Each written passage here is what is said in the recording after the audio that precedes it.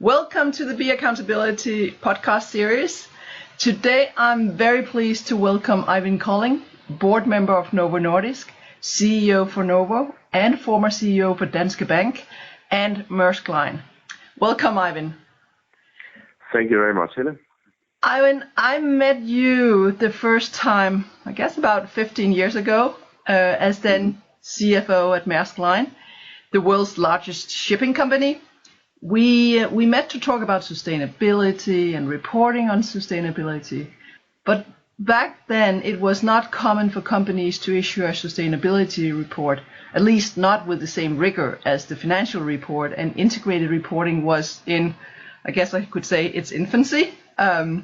Today, Maersk is winning awards for their transparent sustainability reports. Novo Nordisk, where you now serve on the board, has been issuing integrated reports for years. Can you talk a bit about the journey that you, as a leader, has witnesses and give perhaps advice to other business leaders on how to embrace new thinking and demands from stakeholders?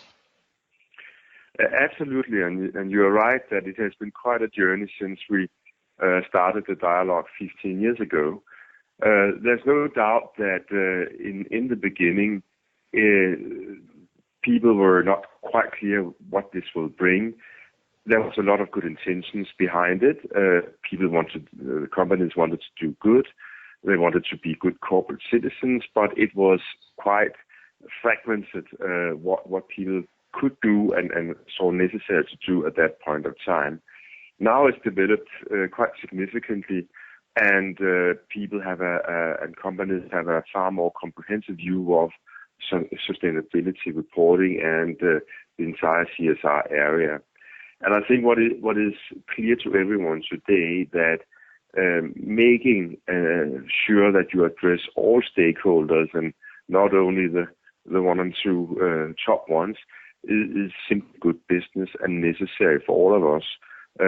So it has proven itself over time, and that's also why I see you see a lot of good and great companies support it that much as they do today. Yeah, you're right. Good business. And if I then look at Novo, where you're now the CEO, I should say fully owned by the Novo Nordisk Foundation. So besides being the holding company in the Novo Group, and thereby, I guess, major shareholder in both Novo Nordisk and Novozymes, great Danish companies, you also provide seed and venture capital to early development stage companies and manage a broad portfolio of financial assets.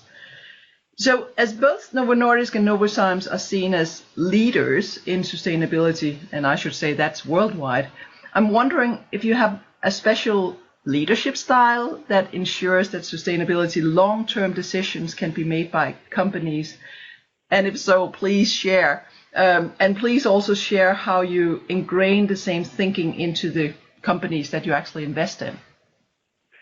It's a very relevant question, and we actually do a lot to sort of spread the philosophy of our two core companies to all the companies that we deal with. And it's not only actually something that we like to do. In my statutes, it's really a duty to make sure that everything that we do and invest in is in accordance with the Novo Charter, which is building on a lot of the sustainability philosophy that we are talking about.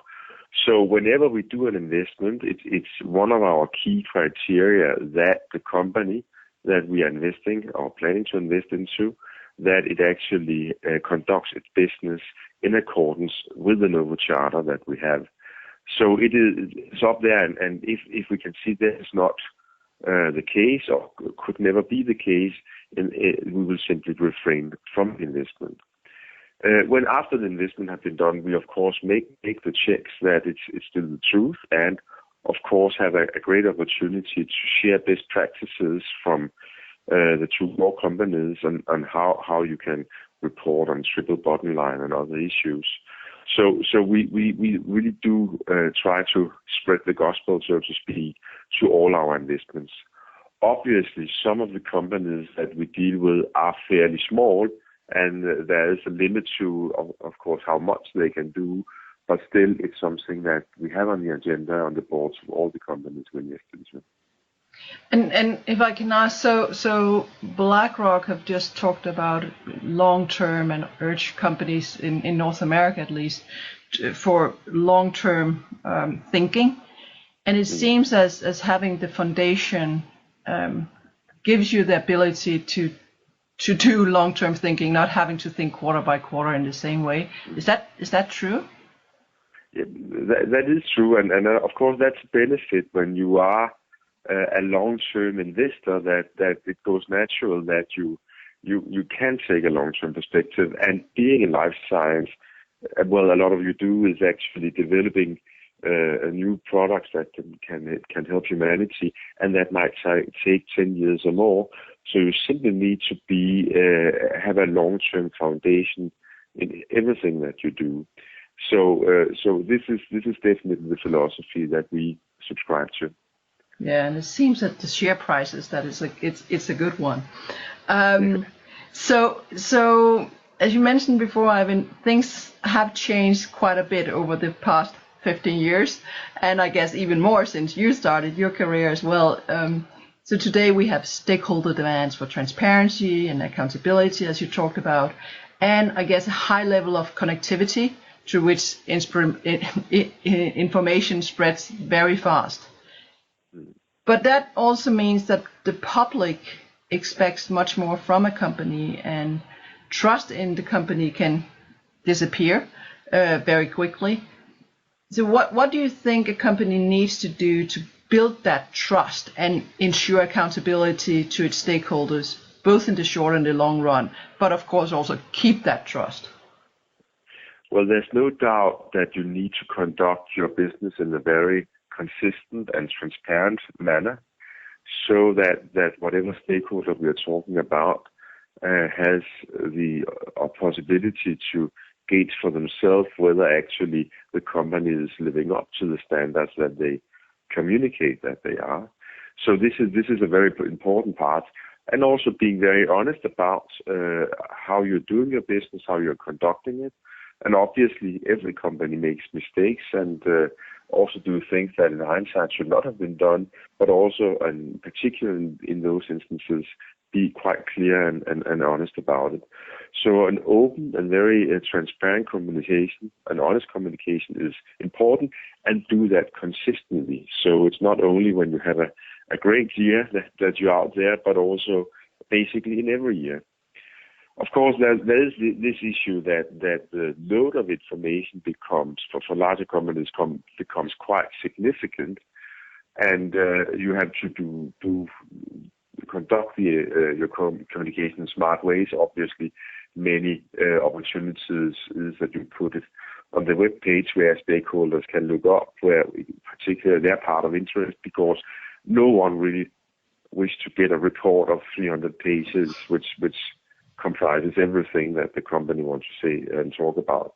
But that's a manageable task, and I think most companies find a good solution to that. So open, honest, transparency, and consistent communication, I think, is the key.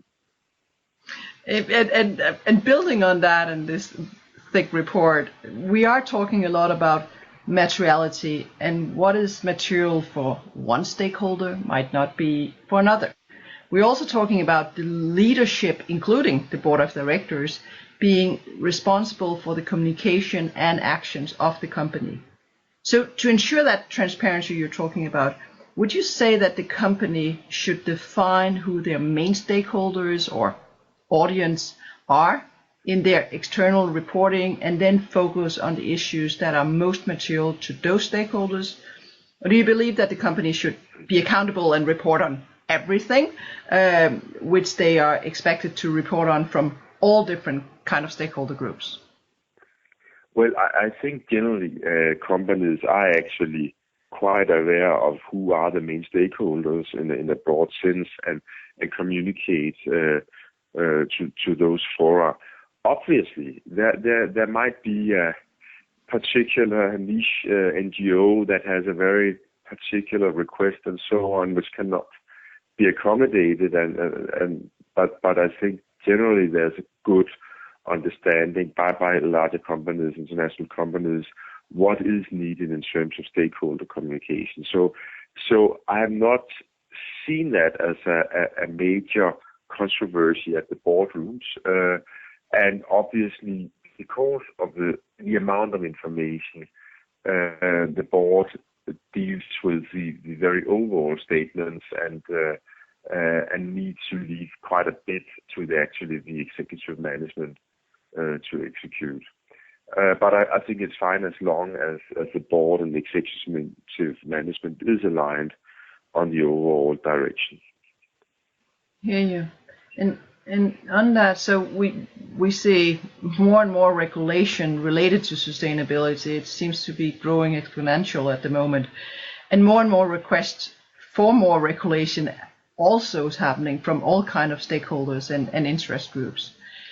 And in my mind, that puts a lot of increased pressure on business leaders like you to understand all of these new demands, and therefore also implies the need for people to have in-depth knowledge of sustainability issues, both at the executive level and the board level, and business analytics tools, I guess, as well. So what's your advice to companies? How should they ensure that they are well prepared for the daily task and can see what's coming? Well, obviously, if there is a regulation in a certain area, there's not so much to do other than to comply, and so you need to make sure that you have the competences to do that, either internally or very often also externally. Talk to the experts like yourself and getting the advice that you need. I'm not a great fan of detailed and big tons of regulations, because it's really not necessarily driving the right behavior, because it doesn't really make companies think, but may put them in a box-ticking mode, which is not really what we want to achieve. So far more, I prefer to see that various companies actually benchmark with other companies and see how do they deal with this issue, how do they communicate around it, how do they who do they address, and so on. And I think that is perhaps a better way of always raising the bar. So yes, probably some regulation is needed, but we need to avoid that it turns into box-ticking exercises, simply because the amount of regulation comes to a scale where you cannot do anything but that. Yeah, and I guess often the regulation comes if there's a need for the regulation, while if companies are trend spotting and, for example, seeing the new sustainable development goals and start saying, okay, what can we do in that, then there is no need for the regulation in the same way. But I guess it's always a question about the living playing field. Yeah, absolutely. So, biggest concern that you as a CEO or board member have, what would you say would be the biggest concern, and how to mitigate that? Well, of course, still it will depend very much on the particular company, but there's no doubt that competition around the world is very, very fierce. So I think it's a very classical thing that how do you actually deal with competition, and how do you grow your business? And the answers to that is of course very much how can you be more customer focused, be more innovative, and at the same time be more efficient in the way you conduct the business. This is sort of very classical, but I think it's still very, very relevant that for many boards to discuss that.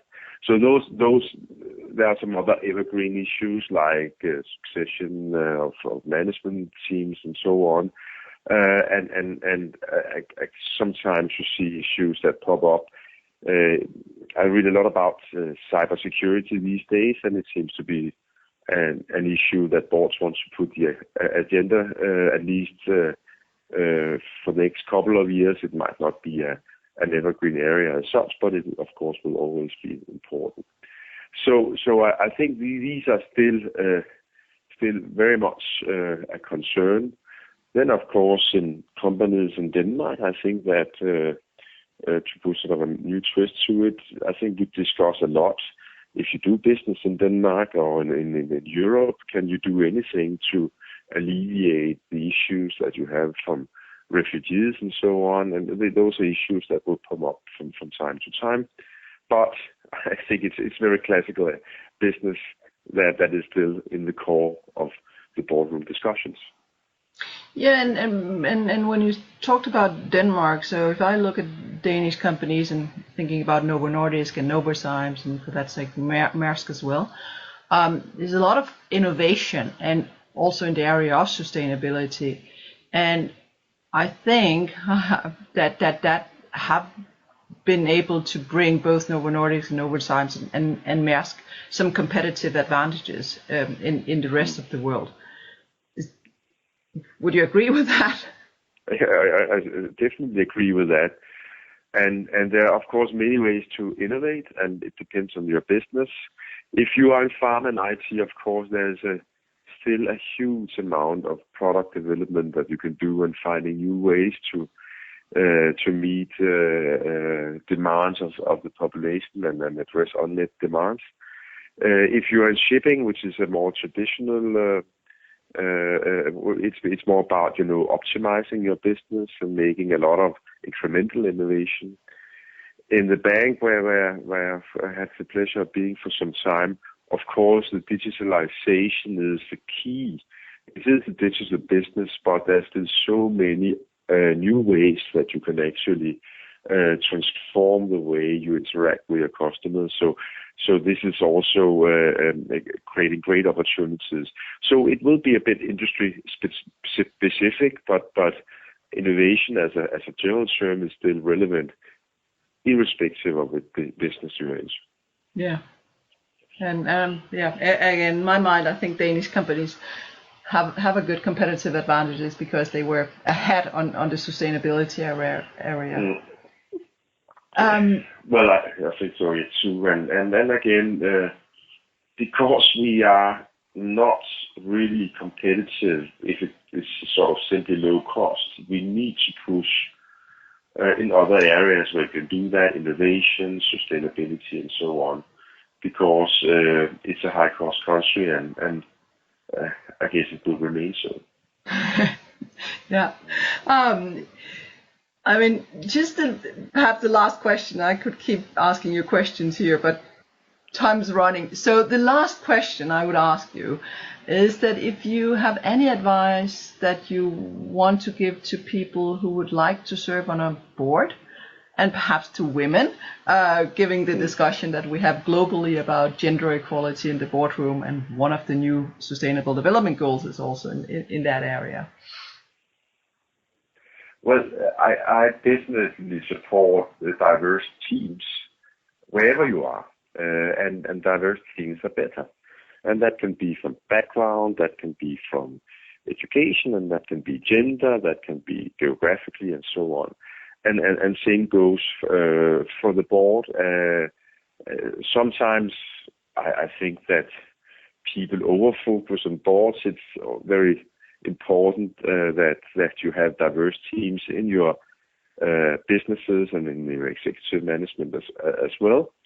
But of course, it's relatively simple to look at boards and compare them. So I guess it's okay that the focus is there as well. And for especially the gender issue, and there's no doubt there is an underrepresentation of women on boards, partly reflecting an underrepresentation in the executive levels. But nevertheless, there are still great opportunities because there's a desire to increase the women participation for women who has this desire to pursue that opportunity. And well, I guess one advice could be maybe not the best one, but advice is really to go forward and be ambitious about it, because this is not something that you get and if you are too quiet about yourself and don't really make clear to the relevant stakeholders that actually you have something to offer, and you are quite eager to contribute and make value at a board level. So being a bit ambitious about it, I think it's important. And some women, not all, but some women maybe could be a little more, let's say, aggressive or forceful in pursuing that. And of course, then when they are on the board, normally I see many great board members, also definitely also many female great board members, and they just keep it up there. But being more ambitious about it, I think that is at least one advice I could put forward. Thanks. And just thinking about the United Nations Global Compact Board Program, where I'm one of the facilitators, and what we are seeing when we are discussing with board of directors is clearly that, as you say, diversity and having that knowledge about what's going on in different parts of the world, but also in different segments of customers, etc., is so important. And clearly, you know, women men is one part of that diversity, but there's a lot more to that agenda. There's a lot more. Yeah, absolutely. I think that's probably what we can put into our podcast for today. Thank you so much for all this great advice and insight. Really appreciate it.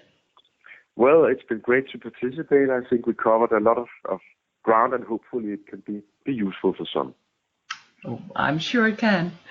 So thank you very much, Eivind. Have a good day. You're welcome. You too. Bye-bye. Bye.